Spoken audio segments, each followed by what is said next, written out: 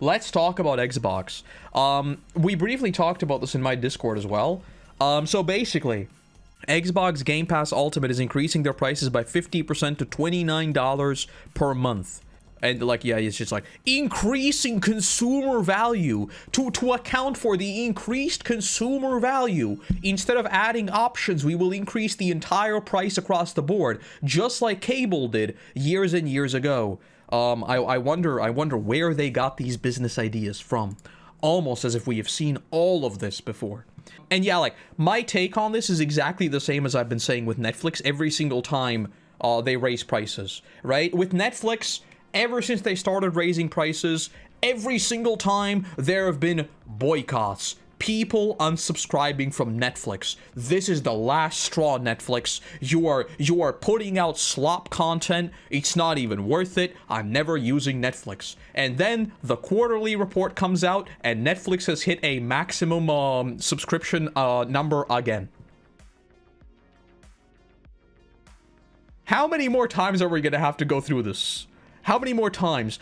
Uber is doing the same thing, Uber Eats is doing the same thing, Netflix did the same thing, Xbox is doing the same thing. Every single one of these companies has a big war chest. They are burning money with penetration pricing, then they capture the entire market because it's too good to be true, literally, and then they're gonna start price hiking you.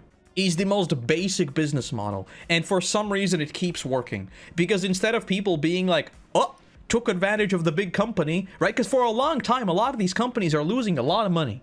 So instead of people being like, yep, this is where I cut my losses, I got my good stuff out of this company, I'm leaving now. No, people are just like, well, next time, and they never do, which is sad, which is very, very sad. And the worst part about this is I know like people are I think this is like a vote with your wallet situation. But the thing with this is that this is just an outcome of consumer behavior. This isn't like a Microsoft thing. Like there isn't like a grand design behind this, how we're just going to like trap you basically, right? This is just how consumers behave. If you create penetration pricing and get a bunch of people in, you will inevitably just control the market and then you can do whatever you want. I don't want to go into economics, right? Because it's like capturing consumer surplus and then producer surplus, and then you find the equilibrium, and that's kind of where it evens out, right? But with a lot of these companies, it's like way more complicated than that, because like there's also switching costs and how entrenched they are, yada yada yada. Worst price: PlayStation, Xbox, Nintendo, and Sega. Is Sega even making things? What? Nintendo is definitely the worst. Nintendo is the worst by miles. Like it's not even. Nintendo isn't even in the same ballpark. I think nowadays, Xbox and PlayStation are probably pretty neck and neck. But I think even at $30, Xbox is still like giving you more value than PlayStation. But I know Xboxes are now like weirdly expensive compared to PlayStation, so I don't know. I don't follow the console market enough. Like I just don't care. So I don't know. I think it's funny how quickly we are speeding back to like cable TV basically. I think it's very, very funny how quickly that is happening. Because I clip this and ship this. This is not the last price hike.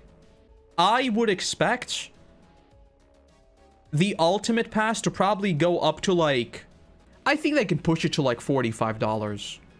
Maybe $49.99. Maybe even more than that.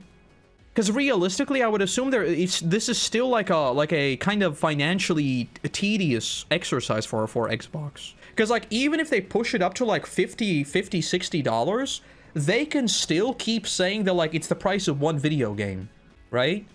And they can be like, for the price of one video game, you're gonna get access to all these video games on day one. So I think they actually have a lot of room to push this up further, which I think would be very funny. Because I still think people would keep subscribing to it. It is what it is. It is what it is.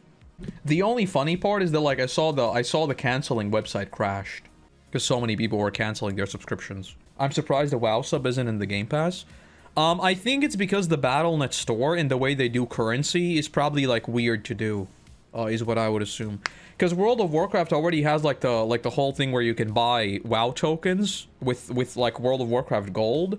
And then you can turn those WoW tokens into Battle.net balance, and then you can use that balance to buy a subscription, right? And I think if you do like a weird... I would assume this is like a Blizzard decision more than it is a Microsoft decision. Like, the WoW sub has always been weird ever since they introduced the WoW token. Because it's like a situation where every single other Blizzard game is technically a part of WoW's economy. Right? Like, every single time Blizzard released a new video game, the World of Warcraft token saw a massive spike, which leads to like a huge cascading effect within World of Warcraft. Like, it's kind of funny how the World of Warcraft economy functioned as a quasi-stock for Blizzard. It's very funny.